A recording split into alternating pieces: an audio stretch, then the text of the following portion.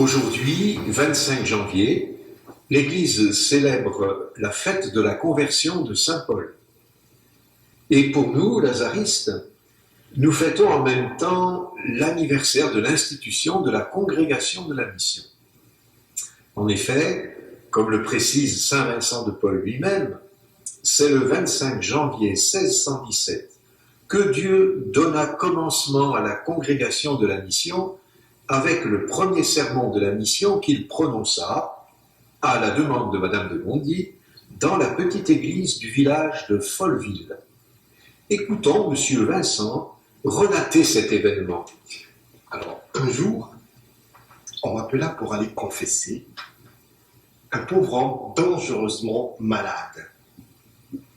Il était reconnu comme un homme bien par les gens du village. Mais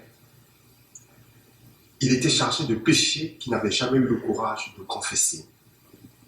Il déclara en présence de Madame de Gondi ceci: « Madame, j'étais damné si je n'eusse fait une confession générale à raison des gros péchés que je n'avais osé confesser. » Cette déclaration du paysan toucha tellement Madame de Gondi qu'elle demanda à Monsieur Vincent de donner un enseignement sur les bienfaits de la confession.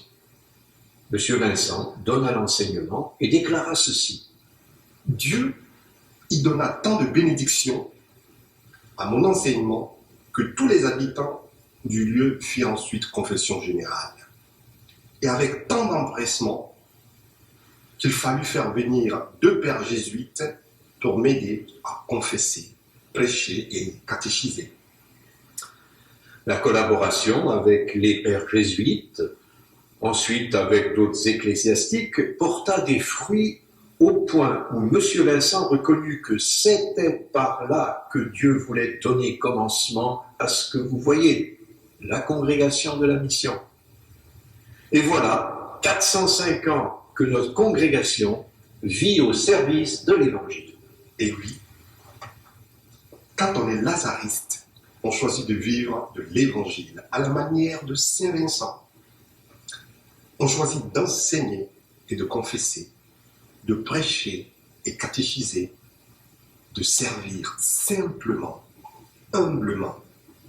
Et c'est ce qui nous donne la joie de vivre. Choisis de vivre l'Évangile, à ton exemple Saint Vincent, et rayonner de ton charisme auprès des pauvres en notre temps. Choisis humblement de servir, de recevoir et de donner. En notre terre de fleurir une plus douce humanité, une plus douce humanité.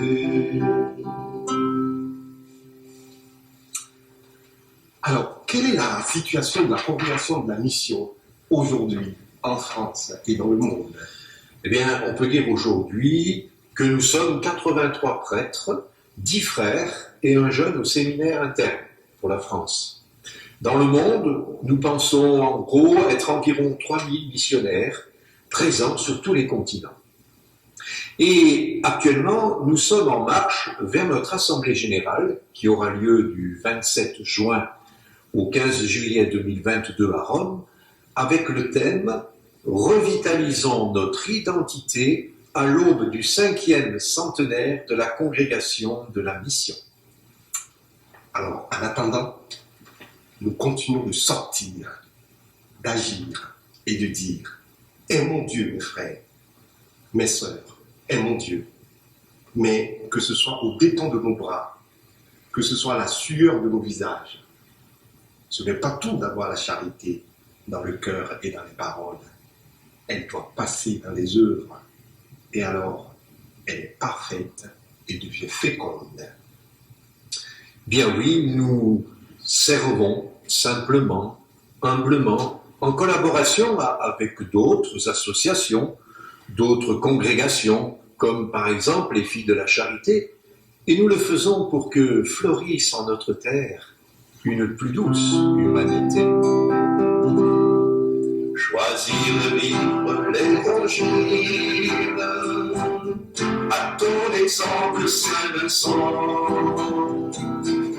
et rayonner de ton charisme auprès des pauvres de notre temps. Choisis humblement de servir, de recevoir et de donner. En notre terre de fleurir une plus douce humanité.